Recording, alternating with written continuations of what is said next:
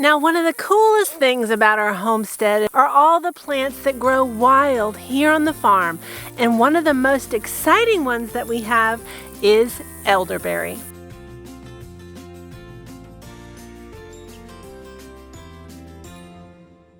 Hey friends, it's Barbara Sue at Kowalski Mountain and welcome back to the homestead. Now, I have been waiting extremely impatiently for the elderberry to finally ripen, and it is slowly starting to do so. Now, if you remember earlier, Philip and I did a video about a problem we had in the garden, and you can see that right up here. And one of the things that we talked about in that video was Philip kept mowing my elderberry. Now, this zone is part of the no-mow zone, and I finally have some elderberry. Now, it's slowly ripening, but I have some that's ready to pick.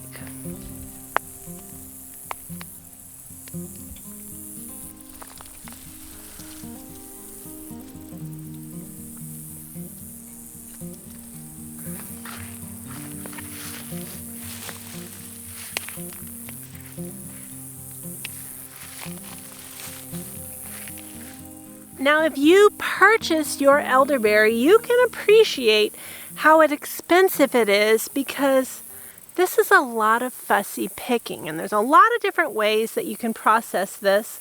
But today I'm going to try the old-fashioned way of just picking it off berry by berry. Now, there are several more clusters here in this patch, but they are not quite ripe, so I have to keep an eye on them and pick them as they ripen.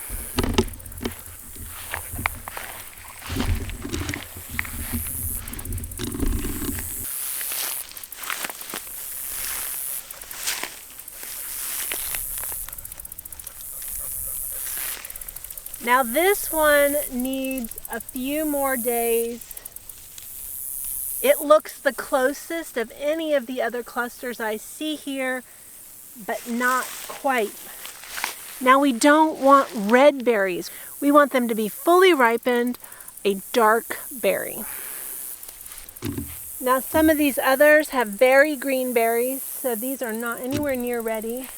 So I have 3 or 4 more clusters here in this patch, and I think I have more down here.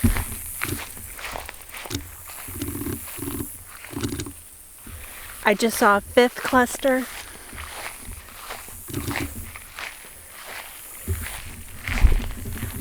There's one right down in there. Oh, 2.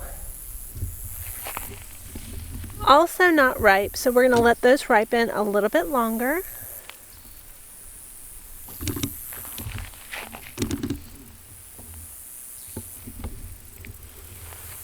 And I don't see any more here. I know there's one more little cluster up on the other part of the farm that might be ready. So let's go check that out.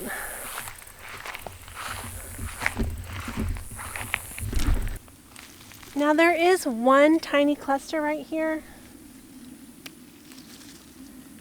And not all the berries are ripe, but it looks to be in really bad condition. And I don't want to lose it, so I'm going to go ahead and pick it and process the berries that are on it.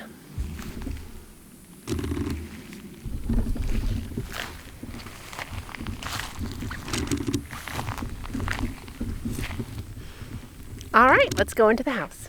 Now, one of the most common ways to process your elderberry is to freeze them and then to just shake them off into the bag. And that's what I did last time. Now, the first year I did it, it was a disaster, but it was unrelated to the technique itself. I had picked the berries here in Kentucky, froze them. We drove all the way to Florida. They defrosted, refroze, and it was a big mess. So let's exclude that. This last time, though, I did that method, and I found there was a ton of stems in my berries, so I still did a lot of hand picking. So this time, I am just going to pick the berries off one by one right after I've picked them. Now these have not been frozen. We just walked in and I'm doing this right now. Now I don't have a ton of elderberries, so this method is not that intensive. Now they do make tools that you can buy to help pick these off, which would make this a little bit easier. But already I can see that I like doing this better than freezing it. Now one of the things that a lot of people don't know about elderberry is actually toxic. Now that includes the berries and the stem. And it's through the cooking process of making elderberry syrup that you make it safe to eat. So you never want to eat elderberry fresh off the bushes. You want to always eat elderberry cooked in some way.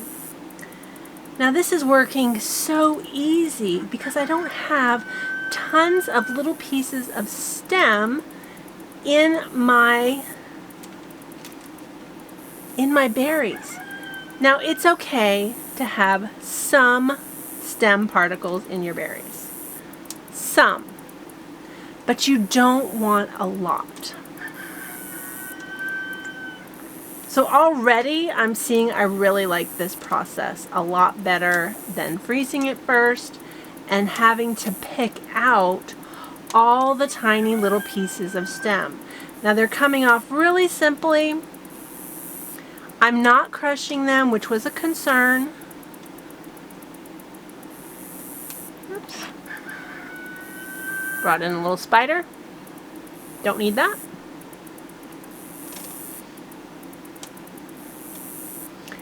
Now if I harvested large amounts of elderberry, I might consider purchasing a tool. But for the amount that we get, I got more time than I need tools.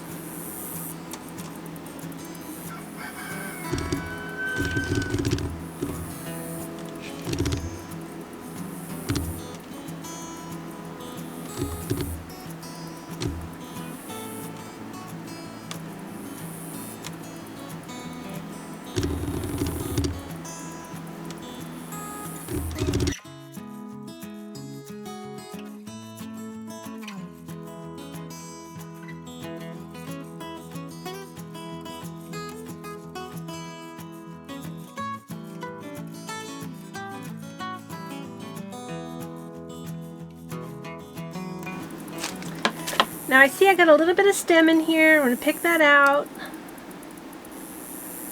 But hardly any, so I really liked that method better than the freezing method. Now I'm going to put these in the freezer, let them freeze solid, and then they'll get added to my elderberry jar. Now once I harvest them all, we're going to make some elderberry juice together.